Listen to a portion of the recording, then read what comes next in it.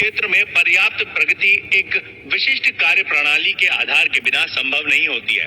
अर्थात आप भी कर सकते हैं। आप भी अपने अवचेतन मन को संचालित करने में दक्ष बन सकते हैं। आप इसके सिद्धांतों की शक्तियों को अपने ज्ञान के आधार पर अपने विशिष्ट कार्यों तथा अपने अभीष्ट लक्ष्यों के अनुरूप उपयोग करके अपने जीवन को सफल बना सकते हैं।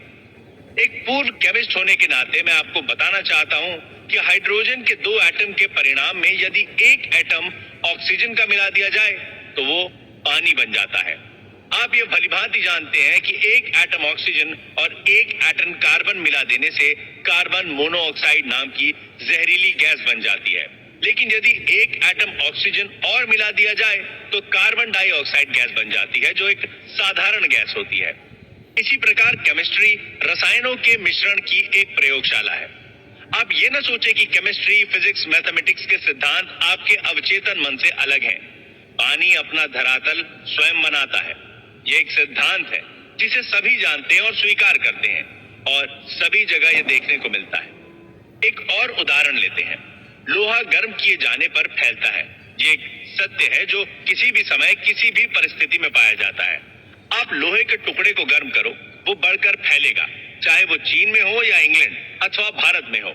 ये एक सार्वभौमिक सच्चाई है कि तत्व गर्म किए जाने पर फैलता है। ये भी एक सार्वजनिक सच्चाई है कि आप अपने अवचेतन मन में जो प्रभाव डालते हैं वो अंतरिक्ष के चित्रपट पर एक शर्त, अनुभव और परिणाम के रूप में अभिव्यक्त होता है।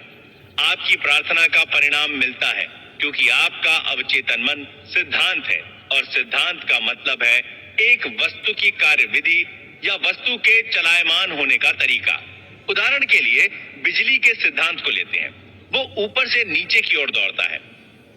जब आप बिजली का इस्तेमाल करते हैं तो आप उसके सिद्धांत को नहीं बदलते, लेकिन प्रकृति के सहयोग से आप अद्भुत आविष्कार और नई नई खोज करते हैं, जिनके परिणाम स्वरूप मानवता को अनगिनत लाभ पहुंचाए जाते हैं। आपका अवचेतन मन सिद्धांत है जो आस्था के नियम के अनुकूल चलता है।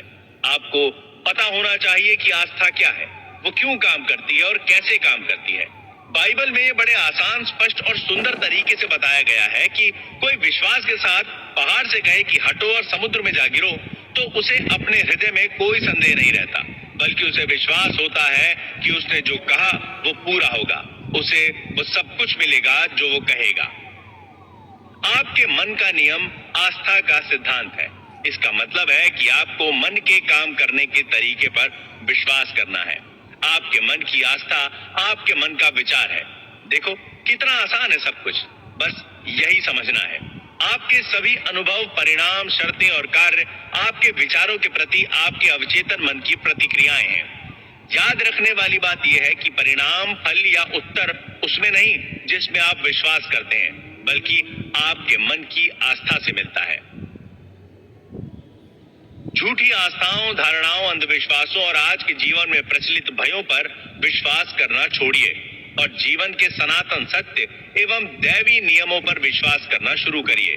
तब जाकर आप जीवन में ऊपर उठेंगे और जीवन का सच्चा आनंद ले सकेंगे। जो व्यक्ति इस पुस्तक को पढ़कर और इसमें दिए गए अवचेतन मन के वैज्ञानिक सिद्धांतों को अपने जीवन में लागू करेगा, वो अपने लिए और दूसरों के लिए वैज्ञानिक एवं प्रभावपूर्ण रूप से प्रार्थना कर पाएगा। आपकी प्रार्थनाओं के परिणाम कर्म और उसकी प्रतिक्रिया के अलौकिक सिद्धांत के रूप में होते हैं, जो आपके विचार की प्रवृत्ति के अनुरूप होते हैं। अपने मन को सद्भाव, स्वास्थ्य, शांति तथा शुभेच्छाओं में लगाएं और देखें आपके जीवन में क्या आश्चर्य होते हैं। आपका मन दरअसल में एक है, किंतु उसके 2 स्पष्ट भाग हैं। दोनों की विशेषताएं अलग हैं। सभी बुद्धिमान लोगों को मालूम है कि दोनों विभागों को एक रेखा अलग करती है। दोनों के कार्य बुनियादी रूप से एक दूसरे से अलग हैं। प्रत्येक विभाग को अलग अलग विशिष्ट शक्तियां और गुण मिले हैं। दोनों की पद्धति आपके मन के कामों को सामान्यतः 2 पालों में बांट देती है। एक उद्देश्य मूलक मन और दूसरा व्यक्ति मूलक मन।